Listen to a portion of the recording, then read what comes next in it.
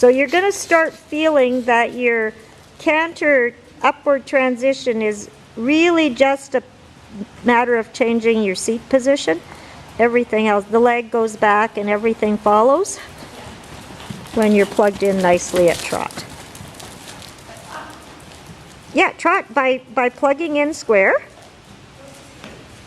and then canter by changing your seat position. When you feel him round, yeah, and we're doing some transitions here, yeah, just to get them together. And it's right from your seat. It's not kick more or pull more. It's get them, yeah. And now square up and trot from your seat. Keep your elbows flexed and keep him as round as possible through these. And then canter, yeah, good. And then square up to trot. Right, feel how that works? Okay, so then get into canter again. And then I want you to canter large. And use half halts in your right rein as needed to keep him round and cantering.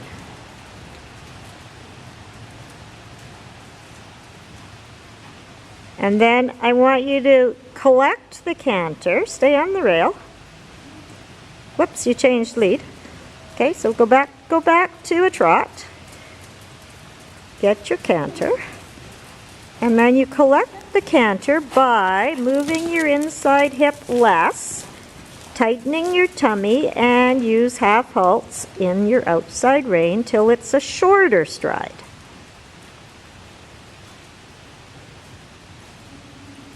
Squeeze, release, don't hang on. Yep. So what happens there is he's still hanging on to your reins and leaning on you, and then he falls into trot. So what your half halts have to be more in the rhythm. Squeeze, squeeze, squeeze, squeeze, squeeze, squeeze, like that. Yes, yes, feel that?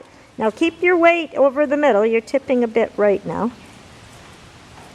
Yes, yes, that's beautiful. Okay, now you make it as small as possible and then walk. Small as possible. Yes. And then walk. Okay. Now stop because he ran through you and rein back. Keep him straight. Keep him straight. Rein back straight. Yep, take your time. You've done this beautifully at the beginning, so he can do it again. And then canter forward. Soften the inside rein in the transition. Yep. Okay, and then try again. And if he runs through, do the same thing. Shorten, shorten, shorten.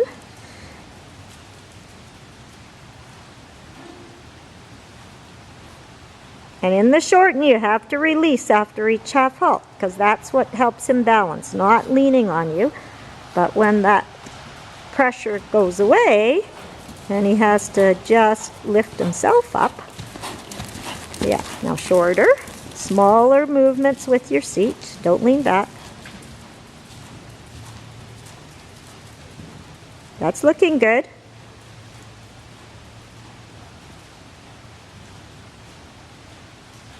And soft inside rein in the transition.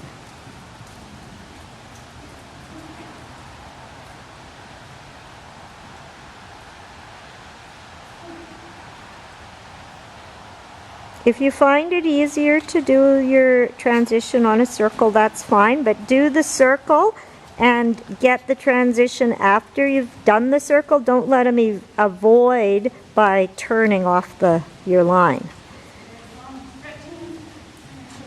Yeah. So if you need a circle, do it on the circle. Yeah. If you need a circle, you can use a circle.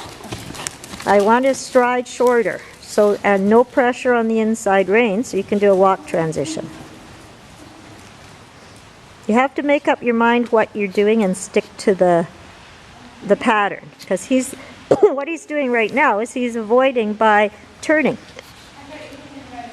But yeah, no, I do want you to ride a circle, but you didn't ride a circle and then do the transition. He just turned and ran off, right? You weren't cantering on a circle. So. No, I'm cantering Okay, if you want to canter on a circle, that's great. Canter on a circle. Okay. So this is just normal canter, right? Yep, and then you shorten it on the circle. You're trying to make the canter as short as possible and then a walk transition. And you do it whatever figure is the easiest for you right now.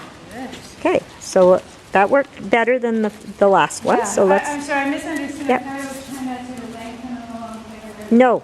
No, we're trying to shorten and then do a walk transition, because what you're going to do is you're going to go across the diagonal, walk over X, and then pick up your other lead. And you have to first teach him that he can walk from a canter without any pressure.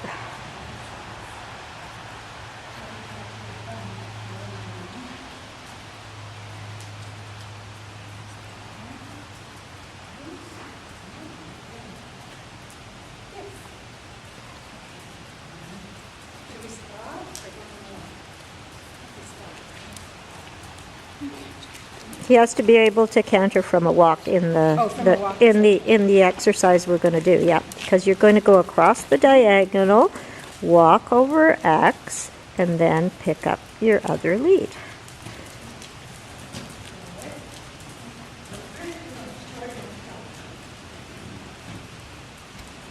First you want to be round, and then you want to shorten your stride.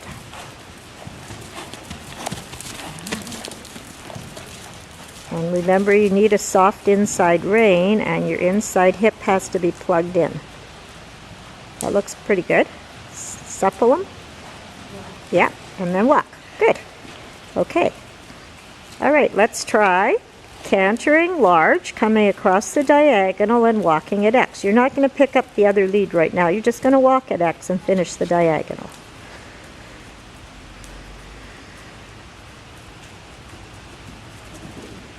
Keep weight in the left.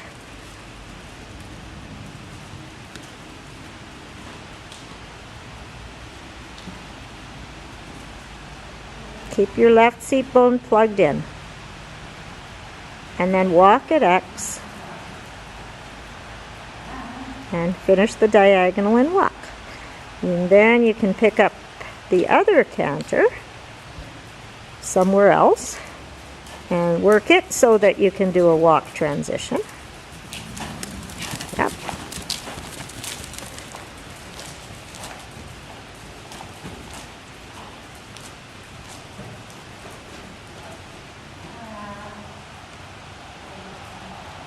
And then if you're ready, canter large and do the same exercise. Do a diagonal to X and then walk the second half of the diagonal.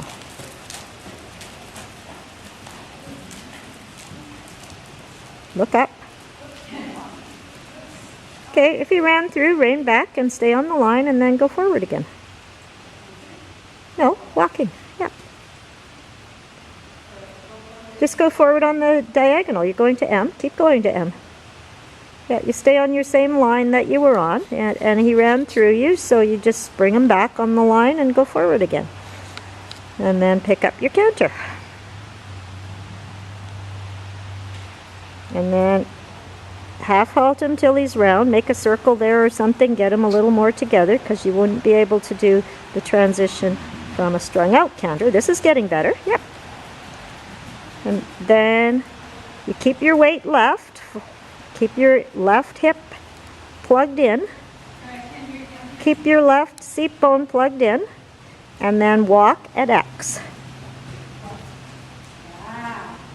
And then when you're ready, pick up the other lead. And then diagonal to X. Left half halts. Look straight. And walk. And stay on your line. Now give him the reins and pat him, because that was a good attempt.